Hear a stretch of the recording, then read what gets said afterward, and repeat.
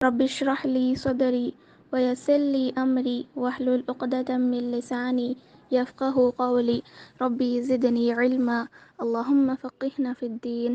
اللهم إنا نسألك علما نافعا وعملا متقبلا ورزقا طيبا. اللهم انفعنا بما علمتنا وعلمنا ما ينفعنا وزدنا علما. آمين يا رب العالمين.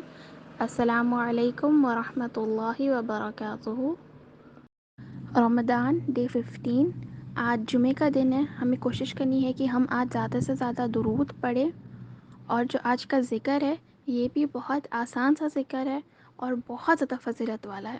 اس کو بس آپ 3 دفعہ کہو گے تو یہ آپ کہیں دیر تک مصلی پہ بیٹھ کے عبادت کرتے رہے اس سے زیادہ آپ کو اجر ملے گا اس کا، کیونکہ جویریہ رضی اللہ تعالیٰ عنہ فرماتی ہے کہ آپ صلی اللہ علیہ وسلم ہمیں صبح کی نماز کے لیے چھوڑ کے گئے، اور جب وہ واپس آئے تو میں مصلی پہ ہی بیٹھی ہوئی تھی۔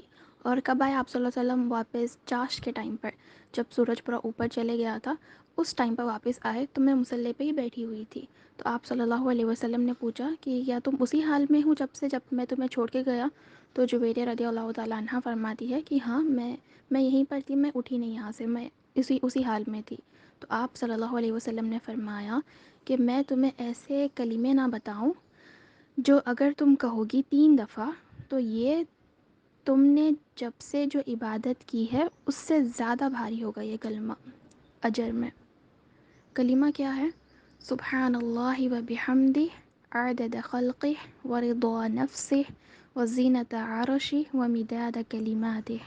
سبحان اللہ، پاک اللہ، و بحمدی، اور اسی کی تعریف ہے، عدد خلقی، اس کی مخلوق کی تعداد کے برابر، ورضا نفسی، اس کے ذات کی رضا کے برابر، وزینت عرشی، اس کے عرش کے وزن، ومداد کلماتی، اور اس کے کلمات کی سیاہی کے برابر۔ ہم اللہ تعالیٰ کی تعریف بیان کر رہے ہیں یہاں پر، اس کو کمپریشن دے رہے کہ اللہ تعالیٰ کی حمد کس کے برابر ہے؟ اللہ تعالیٰ کی مخلوق کے تعداد کے برابر، اور اصل میں تو اس سے بھی زیادہ اللہ تعالیٰ کی حمد ہے، ہم کتنی بھی کریں کم ہے اللہ تعالیٰ کی حمد۔ تو یہ آج کا ذکر ہے، آپ لوگ کوشش کریے کہ آج ہم زیادہ سے زیادہ درود پڑھیں گے، اس کے ساتھ ساتھ آپ لوگ اس کو بھی پڑھ لیجئے، اور خاص کر صبح کے وقت پڑھیے آپ لوگ، اور اسی کے ساتھ ساتھ اس کو بھی آپ لوگ آج دہراتے رہیے۔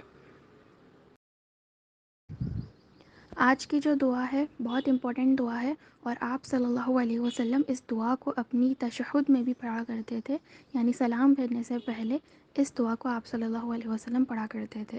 ہم لوگ بھی کوشش کریں گے اس کو یاد کر لینے کی۔ جو دعا یہاں پہ سلائیڈ میں آ رہی ہے ہم اس کو اس طریقے سے بھی پڑھ سکتے ہیں، اور تھوڑا الگ انداز میں بھی ہم اس کو پڑھ سکتے ہیں۔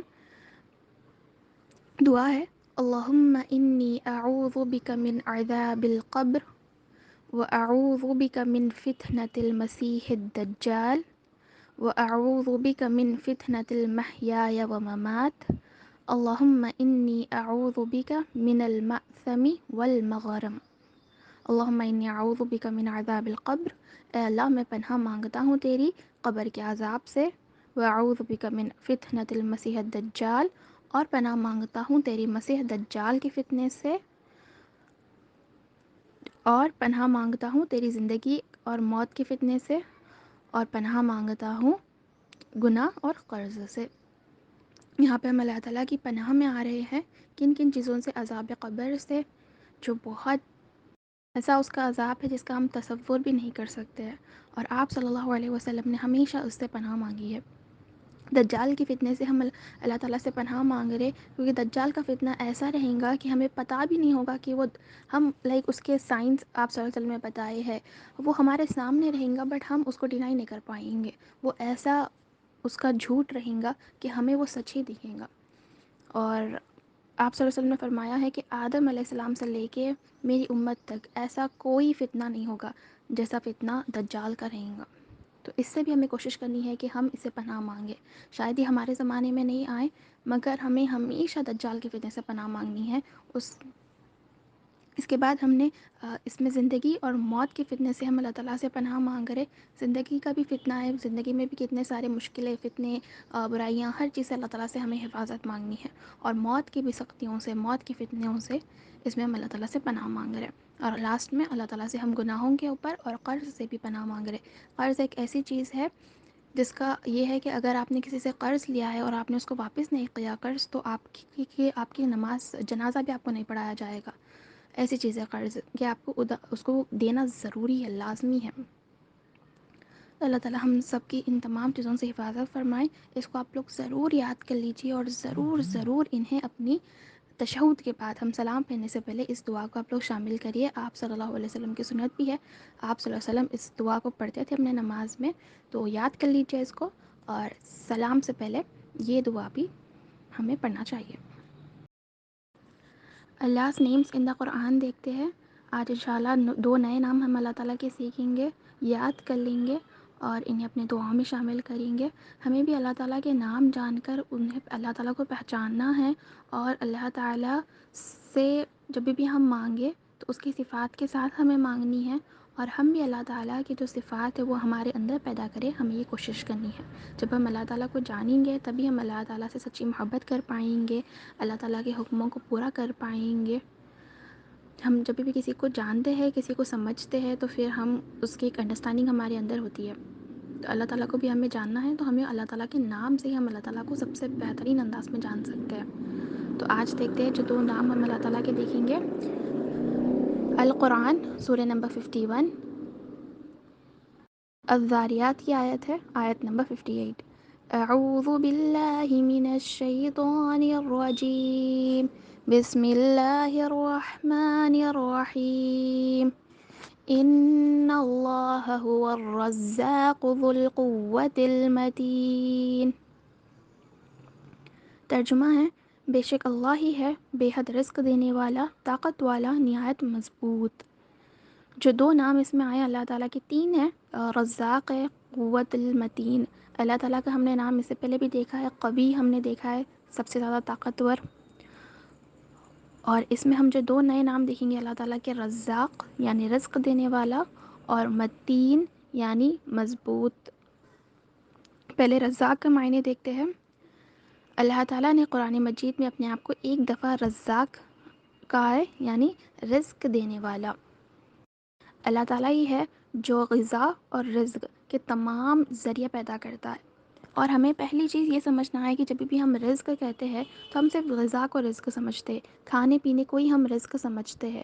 مگر رزق میں کھانا پینا، اس کے ساتھ ساتھ تمام نعمتیں، آپ کی صحت ہو گئی، عافیت ہو گئی، سکون ہو گیا، اور جو بھی نعمتیں ہم کہتے ہیں نا، یہ تمام چیزیں رزق میں آتی ہے. اولاد ہو گئی، یہ تمام چیزیں رزق میں آئیں گی. تو اللہ تعالیٰ رزق دینے والے ہیں. تو اللہ تعالیٰ صرف کھانا پینا یہ سب کچھ نہیں، بلکہ اس کے ساتھ ساتھ آپ کی صحت، یہ تمام چیزیں بھی اللہ تعالیٰ ہی دیتے ہیں، اللہ تعالیٰ ہی اس کے ذریعے بناتے ہیں. رزاق اپنے تمام بندوں کو رزق فراہم کرتا ہے، چاہے وہ کتنے کیوں نہ ہو یا ان کی ضرورت کتنی زیادہ کیوں نہ ہو. اور اللہ تعالیٰ ایسے رازق ہے جس کو آگے والا کو کتنا بھی رزق چاہیے، اللہ تعالیٰ کے پاس کوئی کمی نہیں ہے. اللہ تعالیٰ سب کو دیتے ہیں رزق، اور جتنی مقدار میں ہے اتنی مقدار میں دیتے ہیں.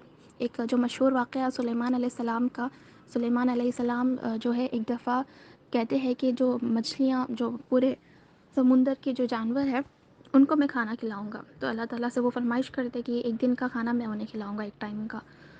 تو آپ اللہ تعالیٰ کہتے کہ یہ تم سے نہیں ہو پائے گا، بٹ وہ بہت زیادہ انسسٹ کرتے. تو پھر اللہ تعالیٰ مان جاتے، اور سلیمان علیہ السلام جو ہے ان کے لیے بہت عالیشان شاندار دعوت کرتے، بہت بہت بڑی، بہت سمجھیے ہر چیز وہ رکھتے، بہت زیادہ کوانٹٹی میں رکھتے. اور جب ان کی مچھلی وہاں پہ کھانے کے لیے آتی تو صرف ایک مچھلی وہ پوری چیزیں کھا جاتی، اور اسٹل اس کا پیٹ نہیں بھرتا. تو جب ان کو اندازہ ہوتا ہے اللہ تعالیٰ کی قدرت کیا، کہ اللہ تعالیٰ کن کن لوگوں کو اپنا رزق پہنچا رہے، کتنی کوانٹٹی میں پہنچا رہے. ہمیں نہیں پتہ کہ ہمیں جو مچھلیاں، یہ جو پورے ہے، ان تک بھی اللہ تعالیٰ ان کا رزق پہنچا رہے. جو جانور، جو برڈز، ہر ایک تک اللہ تعالیٰ رزق پہنچا رہے. اور ہم تک بھی جو رزق آ رہا ہے وہ اللہ تعالیٰ کے ہی ذریعوں سے آ رہا ہے. اگر ہمیں لگتا ہے کہ ہمارے رزق میں کمی ہے تو ہمیں کوشش کرنی کہ ہم اللہ تعالیٰ سے مانگیں، کیونکہ وہ رزاق ہے، وہ رزق دینے والا ہے. جب وہ ان مچھلیوں کو، چونٹیوں کو، ہر ایک کو رزق پہنچا رہا ہے، تو اگر ہمارا رزق کیوں اللہ تعالیٰ روکیں گے؟ ہم اس نام سے کیسا رہ سکتے ہیں؟ محنت سے کام کرو، اللہ تعالیٰ کو محنت کرنے والے پسند ہے۔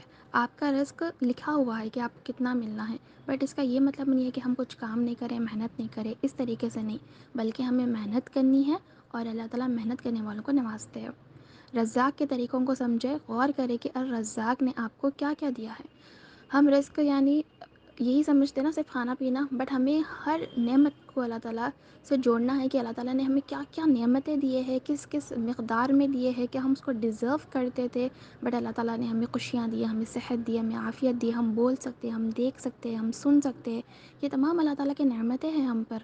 اور ہم سوچ سکتے ہیں، ہم بول سکتے ہیں، ہمارے پاس اپنی تھنکنگ ہے، ہمارے پاس پیرنٹس ہیں ہمارے، الحمدللہ کتنے نعمتیں اللہ تعالیٰ کے، یہ پورے رازق نے ہمیں دیا ہے، یہ پورے ہمارا رزق ہے۔ اپنے رزق کو صحیح طریقے سے استعمال کرے، اور اللہ تعالیٰ جب آپ کو رزق دیتے ہیں تو اس کو آپ کو صحیح طریقے سے استعمال کرنا ہے۔ کھانا پینا تو ہو گیا، اس کے ساتھ ساتھ اگر اللہ تعالیٰ نے آپ کو صحت دی ہے تو آپ کو اس صحت کو صحیح کاموں میں لگانا ہے، اللہ تعالیٰ کے دین کے کاموں میں لگانا ہے۔ اگر اللہ تعالیٰ نے آپ کو مال دیا ہے تو مال کو بھی آپ کو صحیح طریقے سے استعمال کرنی ہے، اور یہ کوشش کرنا ہے کہ جو آپ رزق ہے وہ حلال طریقوں سے کمائیں، کیونکہ آپ کا رزق لکھا ہوا ہے، اگر آپ حرام سے بھی کما رہے ہو آپ کا رزق بڑھنے والا نہیں ہے۔ ہمیشہ کوشش کرنا ہے کہ ہم حلال طریقے سے کمائیں، کیونکہ حلال میں برکتی ہے اور حرام میں نہیں۔ یہ اللہ تعالیٰ کا نام ہے، رزاق ہے۔ آپ کو کوئی بھی چیز کی کمی ہے آپ کی زندگی میں، آپ کو الرزاق سے مانگنی ہے۔ صحت ہے، عافیت، خوشیاں، غم، اگر آپ کو کھانے پینے میں مشکل ہوتی ہے، آپ کا گزارا صحیح سے نہیں ہو پاتا ہے، تو آپ اللہ تعالیٰ کو الرزاق سے بلائیں گے، اور الرزاق سے آپ سوال کریں گے آپ کے رزق میں برکتی کے لیے، آپ کے رزق کے اضافے میں کے لیے آپ الرزاق کو پکاریں گے اپنی دعاؤں میں۔ جو دوسرا نام آیا ہے اس آیت میں، المتین، متین کے دو معنی ہوتے ہیں، ایک تو یہ کہ طاقتور، سب سے زیادہ طاقتور، اور ایک ثابت قدم۔ اللہ تعالیٰ طاقتور بھی ہے اور اللہ تعالیٰ فرم ہے، ثابت قدم ہے۔ یہ نام جو ہے اللہ تعالیٰ کا قرآن مجید میں ایک دفعہ آیا ہے، تو اللہ تعالیٰ کے پاس تمام طاقت بھی ہے، اور اللہ تعالیٰ جو بھی کام کرتے ہیں اس میں جو ہے ثابت قدمی ہوتی ہے، اور اللہ تعالیٰ کے پاس اتنی طاقت ہے کہ کوئی اسے کویشچن نہیں کر سکتا کوئی کام کے لیے کہ یہ کام کیوں ہو رہا ہے، کس لیے ہو رہا ہے، کیسے ہو رہا ہے۔ اللہ تعالیٰ کے پاس مکمل طاقت، مکمل قدرت ہے، اور ہر کام میں اللہ تعالیٰ کے جو ہے فرمنس ہوتی ہے، ثابت قدمی ہوتی ہے، ایک سمجھ ہوتی ہے، صحیح طریقے سے اللہ تعالیٰ کرتے ہیں۔ ایسا نہیں کہ آج یہ کرا کل وہ، پرسوں یہ دل بولا یہ کر دیے، اس طریقے سے نہیں، بلکہ جو بھی کام اللہ تعالیٰ کرتے ہیں اس میں جو ہے پختگی ہوتی ہے۔ ہم اس نام سے کیسا رہ سکتے ہیں؟ المتین، صحیح راستے پر چلنے میں ثابت قدم رہو، تو اللہ تعالیٰ جس طرح ثابت قدم ہے، اگر اللہ تعالیٰ کوئی کام کرنے کا سوچتے ہیں تو اس کو پورا مکمل کرتے ہیں، کوئی اسے روک نہیں سکتا، کوئی اس کا کچھ بگاڑ نہیں سکتا۔ تو اسی لیے جب بھی ہم بھی کوئی صحیح کام کرے تو ہمیں بھی پورا ثابت قدم ہونا ہے، کوئی ہمارے راستے میں آ جائے، کوئی ہمیں بھٹکائے، کوئی ہمیں دور کرے، کوئی ہمیں ستائے، ہمیں ثابت قدم رہنا ہے۔ ہمیں اگر پتہ ہے کہ ہم صحیح کام کر رہے ہیں تو ہمیں بھی جو ہے فرم ہونا ہے اللہ تعالیٰ کی طرح۔ طاقت کے لیے سیرت کا مطالعہ کرے، سیرت اگر ہم پڑھیں گے تو ہمیں معلوم ہوگا کہ ہمیں ثابت قدم کس طرح رہنا ہے۔ دین کے راستے میں کتنے مشکلیں آئیں گے، کتنے پریشانیاں آئیں گے، کتنا آپ لوگوں کو ستائیں گے، یہ ہم صحابہ اور آپ صلی اللہ علیہ وسلم کی زندگی سے ہی بیسٹ سیکھ سکتے ہیں۔ ان کی زندگی میں کتنے مشکلیں آئے تھے، بٹ سٹل وہ لوگ کتنا ثابت قدم رہے تھے۔ کیوں رہے تھے وہ لوگ اس طریقے سے؟ کیونکہ وہ لوگ اللہ تعالیٰ کو جانتے تھے کہ اللہ تعالیٰ ان کے زندگی میں اگر مشکل دے بھی رہا ہے تو انہیں آزما رہا ہے، اور اس پہ ان کا اجر ہے۔ تو جب ہم بھی اللہ تعالیٰ کو جانیں گے تو ہم بھی ثابت قدم رہ سکتے ہیں۔ اللہ تعالیٰ کو جاننے کا اور ایک طریقہ یہ کہ ہم سیرت پڑھیں گے تو آپ صلی اللہ علیہ وسلم اپنے زندگی کے مسئلوں میں کس طرح رہتے تھے، کس طرح وہ ثابت قدم رہتے تھے، کس طرح وہ اپنے مسئلوں کو ڈیل کرتے تھے، ہمیں معلوم ہوگا، تو ہم بھی اس طریقے سے کر پائیں گے۔ تو ہمیں کوشش کرنا ہے کہ ہم سیرت کو بھی پڑھیں، متین کے منصوبہ پر اعتماد رکھے۔ اللہ تعالیٰ اگر آپ کے لیے کچھ سوچ رہے ہیں تو کوئی اس کا کچھ بگاڑ نہیں سکتا ہے۔ اگر کوئی آپ کے خلاف جا رہے ہیں، لیکن اگر اللہ تعالیٰ کا کچھ اور پلان ہے تو وہ اسی طریقے سے ہوگا۔ تو ہمیشہ ہمیں اللہ تعالیٰ پہ بھروسہ رکھنا ہے، وہ متین ہے، وہ طاقتور بھی ہے اور وہ ثابت قدم بھی ہے۔ اگر وہ کچھ سوچ لیتا ہے کرنے کے لیے تو وہ کر کے رہتا ہے، کن فیکون، وہ بس ہو جاتی ہے وہ چیز۔ ہمیشہ کوشش کرنا ہے کہ ہم اللہ تعالیٰ سے جو ہے اچھے تعلقات اپنے رکھے، صحیح، کیونکہ اللہ تعالیٰ جو سوچتے وہ ہو جاتا ہے۔ تو ہمیشہ ہمیں اللہ تعالیٰ کے ساتھ جو ہے اپنے اچھے تعلقات رکھنا ہے، اللہ تعالیٰ کو منا کر رکھنا ہے، اور اللہ تعالیٰ کی اطاعت کرنا ہے، اور اللہ تعالیٰ کے پلانس پر، اللہ تعالیٰ کے احکامات پر ہمیں جو ہے عمل کرنا ہے۔ مین پوائنٹس آف دی پارا دیکھتے ہیں۔ آج انشاءاللہ ہم سورہ انبیاء، سورۃ الحج اور سورہ مومنون دیکھیں گے۔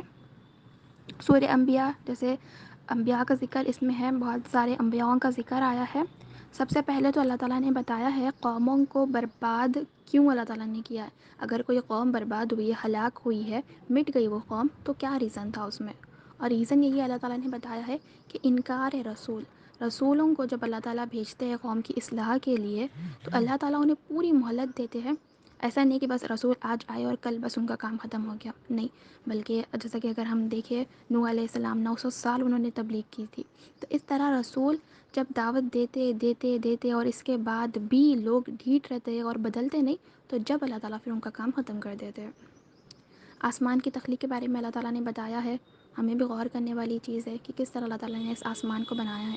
اور آسمان یعنی صرف یہ جو بلو کلر کا جو ہمیں اسکائی نظر آ رہا وہ نہیں، بلکہ اس کے اوپر بھی جو 7 آسمان ہیں، یونیورس، اگر آج ہم یہ سائنس یہ پڑھتے ہیں تو ہمیں معلوم ہوتا ہے کہ کس طرح یہ پورے گیلیکسیز ہے، یونیورس چل رہی ہے، کس طرح سٹارز ہے، ایک دوسروں کو ٹکراتے نہیں ہے، یہ تمام چیزیں اللہ تعالیٰ نے کی تخلیق ہے۔ یہ کتنی خوبصورتی سے اللہ تعالیٰ نے بنائی ہے، اور کتنے پاورفل بھی ہے، کتنے بڑے ہیں، اور کس طریقے سے اپنا کام اپن خود کر رہے ہیں وہ لوگ۔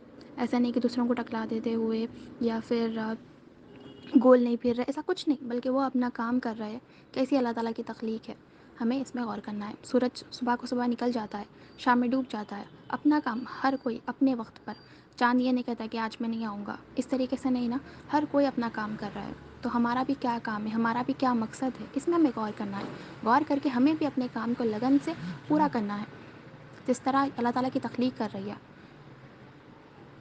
ابراہیم علیہ السلام کا واقعہ آیا ہے اس کے بعد، جہاں پر انہوں نے تمام بتوں کو تباہ کر دیا سوائے بڑے کے۔ اس کے بارے میں جو ابراہیم علیہ السلام کا یہ جو خاص کر واقعہ ہے، جس میں وہ تمام بتوں کو ڈسٹروائے کر دیتے ہیں، اور اس کے بعد جو ہتھوڑا وہ جو ہوتا ہے وہ بڑے بت کے ہاتھ میں رکھ دیتے ہیں، اور جب پورے لوگ آتے ہیں وہاں پر یہ پوچھتے ہیں کہ یہ کون کرے، تو سب لوگ ابراہیم علیہ السلام کے اوپر ہی شک کرتے ہیں۔ تو وہ کہتے ہیں کہ ہتھوڑا تو اس کے ہاتھ میں ہے، تو ان سے آپ پوچھو۔ تو وہ لوگ پھر کہتے ہیں کہ یہ بت کیسا کہیں گا، تو پھر ابراہیم السلام کہتے ہیں کہ جو اپنے آپ کو پروٹیکٹ نہیں کر سکتا ہے، جو اپنے آپ کچھ بول نہیں سکتا ہے، اس کی پوجا تم لوگ کیوں کرتے ہو۔ وہ جو واقعہ ہے وہ یہاں پر آیا ہے۔ دین داؤد علیہ السلام اور سلیمان علیہ السلام کا واقعہ ہے، اور ان کو کیا کیا معجزات دیے گئے تھے اس کا بھی ذکر ہے۔ بہت سے دوسرے پیغمبروں کا اللہ تعالیٰ نے یہاں پر ذکر فرمایا ہے۔ دین لاسٹ میں اللہ تعالیٰ نے بتایا ہے کہ آپ صلی اللہ علیہ وسلم کو اللہ تعالیٰ نے تمام جہاں کے لیے برکت اور رحمت بنا کر بھیجا ہے۔